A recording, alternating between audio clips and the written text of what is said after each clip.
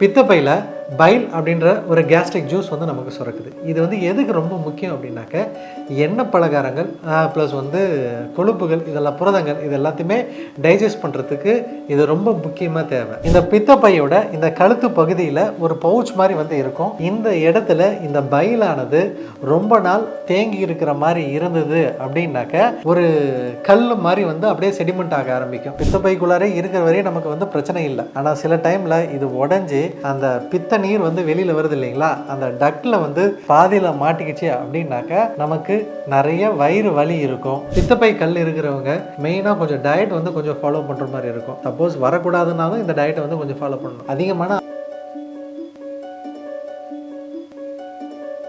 Health care நேயர்களுக்கு வணக்கம். நான் டாக்டர் சிஎம் சதீஷ்குமார், சித்த மருத்துவர். நாம் சித்த மருத்துவத்தில் ஒவ்வொரு நோய்களை பற்றியும் அதுக்கான தீர்வை பற்றியும் நம்ம தொடர்ந்து பார்த்துட்டு வரோம். அப்படி இன்னைக்கு நம்ம எதை பற்றி பார்க்க போகிறோம் அப்படின்னாக்க, கேல் ஸ்டோன், அதாவது வந்து பித்தப்பை கல். பித்தப்பை கல்லுக்கு சித்த மருத்துவத்தில் என்ன தீர்வு அப்படின்றத இன்னைக்கு நம்ம பார்க்க போகிறோம். ஃபர்ஸ்ட், இந்த பித்தப்பை கல் வந்து எப்படி உருவாகுது அப்படின்னாக்க, பித்தப்பையில் பைல் அப்படின்ற ஒரு கேஸ்ட்ரிக் ஜூஸ் வந்து நமக்கு சுரக்குது. இது வந்து எதுக்கு ரொம்ப முக்கியம் அப்படின்னாக்க, எண்ணெய் பலகாரங்கள் ப்ளஸ் வந்து கொழுப்புகள், இதெல்லாம் புரதங்கள் இது எல்லாத்தையுமே டைஜஸ்ட் பண்ணுறதுக்கு இது ரொம்ப முக்கியமாக தேவை. இது நமக்கு லிவரில் வந்து உருவாகி கால் பிளாடரில் வந்து போய் ஸ்டோர் ஆகி நிற்கும். அதாவது வந்து பித்தப்பையில் வந்து நமக்கு வந்து ஸ்டோர் ஆகி நிற்கும். எப்போ வந்து இது வந்து நமக்கு தேவையோ அப்போ வந்து இது வந்து கம்ப்ரஸ் ஆகி நமக்கு இதில் இருக்கிற ஜூஸஸ்லாம் நமக்கு டைஜஷனுக்கு வந்து நம்ம குடலில் வந்து செக்ரேட் பண்ணும். இந்த பித்தப்பையோட இந்த கழுத்து பகுதியில் ஒரு பவுச் மாதிரி வந்து இருக்கும்.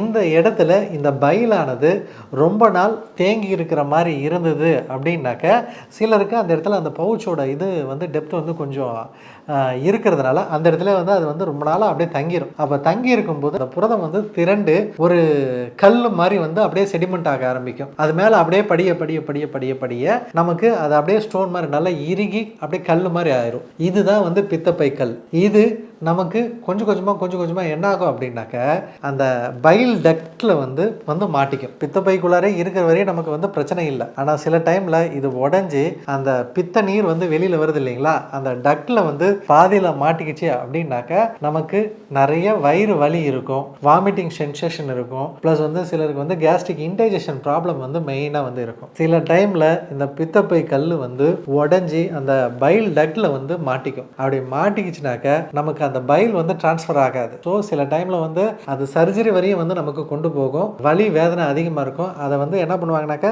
அதை வந்து பைபாஸ் மாதிரி வந்து ஸ்டண்ட்டு வைப்பாங்க. இல்லை அப்படின்னாக்கா அது வந்து பைபாஸ் பண்ணுறதுக்கு வந்து பார்ப்பாங்க.